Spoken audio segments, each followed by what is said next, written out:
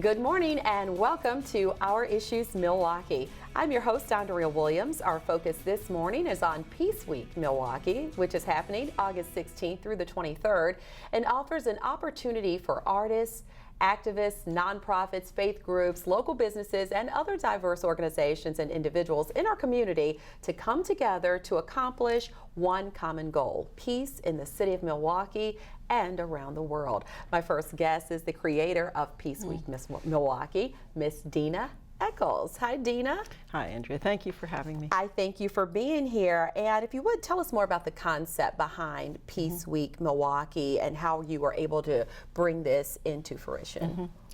Well, first, I live 3 hours away. I don't even live in Milwaukee, but I live on a learning center, and people from Milwaukee kept coming up, totally unrelated. And I got to meet people that I really had great respect for and their activities. So there was a young man from the Sikh temple, a young Latin woman, Chinese American, many people had been coming.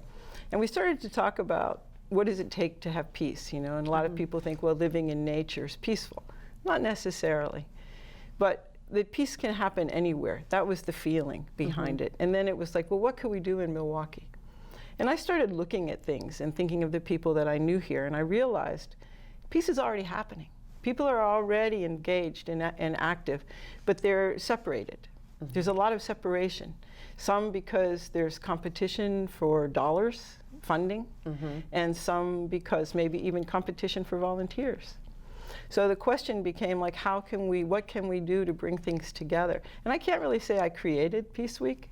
It was a collaboration of these groups of people that were coming and the discussions that we had. In fact, it was the young Chinese American girl who said, let's make sure we call it 2015 so people know it'll continue to happen after this. Okay, so Peace Week Milwaukee 2015. Right. There you have it. So you've explained how this all came about, and you've talked to individuals with diverse backgrounds, but all having that one common goal of really seeing things come together, especially in the city of Milwaukee, where we've had I won't even say somewhat, it has been a very violent summer. And what do you think when you hear a news story about another shooting or another carjacking or some crime? What goes through your mind? Well, obviously first is the tragedy of whatever is occurring. But I continue to see the resilience in the human spirit.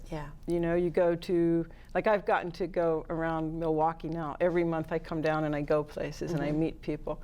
And Alice's Garden, is an example of that resilience. There's so many places and people who are trying to celebrate life and celebrate our humanity. And I think that's got to be the focus. That is the thing that can offset the kind of harm that we have allowed to happen, So it's a tragedy, and we need to do everything we can to change it. But I think the best way to change it is to celebrate who we are really, what our strengths are. And there's so much good in Milwaukee. Yes, and that's why it's important to have this conversation, because obviously the show is about issues, but it's important to sometimes focus that positive energy on all the good things that's going on in the city as well. And I think you're a great example as to the good that lies in our city, and it's a pleasure to have you here talking about this today. There's this long list of participants or community partners that have signed on to be a part of Peace Week Milwaukee 2015, representing everything from fitness and sports to faith groups. If you would, tell us a few of the organizations involved and what they are doing in order to be a part of this collaboration. Well, there are so many. One early on sign-on was Micah, and also the Interfaith Earth organization. Getting that a little wrong, but they'll forgive me, I'm sure. And we have gone into places like the Progressive Church and talked to Wings International. Wings International is doing wonderful things in the community. And they're just celebrating. They're going to have an annual picnic that they have, and they really try to help people overcome difficulties of poverty and AIDS, and just bring awareness into the communities. We've met amazing people in this time that we've been just trying to knock on doors and see who could come. One of the first people to sign on was Pastor Mary Martha from Hepatha. Okay. And I walked in, I was a little nervous. It was like, you know, how do you begin to introduce this? You don't even live in Milwaukee. and I had 5 minutes of her time. I laid it out, and she was like, we're in. I love and that. There's so many of the organizations that we're meeting that are already in collaboration with one another. So we're waiting to see what actually will transpire, because a lot of times people say, where is this going to happen? Because we're used to top-down leadership. This is not that. This is not being centrally coordinated from any one point. We're asking all organizations to continue doing what they're doing and to let everyone else know about it. The network, the Peace Week Milwaukee website, is really a chance for people to learn about each other, you know, and what they're doing. And it doesn't have to be limited to that week. Some people, like Peace Action has said, we're doing something the week before or the week after. We can't possibly do another event. I understand that. So we'll post what event you're doing in the month of August. But to be able to say you are supporting, you know, this activity, this focus on and celebration of peace and sustainability. And I know that it's a welcome message, and that's why you didn't have to have a huge selling point to, you know, come up with this whole concept and make it happen. And your website is peaceweekmilwaukee.org, and that's where people can go and see a full list of all of the participating organizations. And just to name a few, there's Arts at Large, Fit City, MKE, MICA, which you mentioned, Milwaukee Inner City Congregations Allied for Hope, and we just had Reverend Briscoe here a couple of weeks ago talking about how they were working with the Sikh Temple in coming up with a concept of working together to make a difference in the city, and also the Milwaukee Public Theater, just to name a few. Serve to Unite is in there as well. And when I say a long list, and that's the refreshing part. And you said that really this is an opportunity for people to even find out about organizations that they may not have known existed. So again, go to the website to find out the full list of participants. And how can people at home who are watching, if they're saying, okay, I want to do something right now, what would you recommend? Great. Hold on to that. There's no cost to be part of Peace Week. There's no cost. If you're an artist and you want to submit some artwork, what does peace in Milwaukee look like to you? You can do that. You can offer poetry. You can, if you're an individual.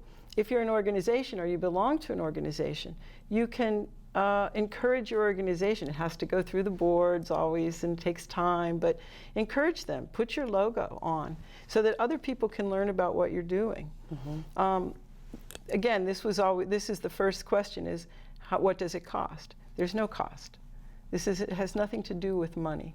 This is really just a celebration of what each organization is doing, whatever it is, businesses as well.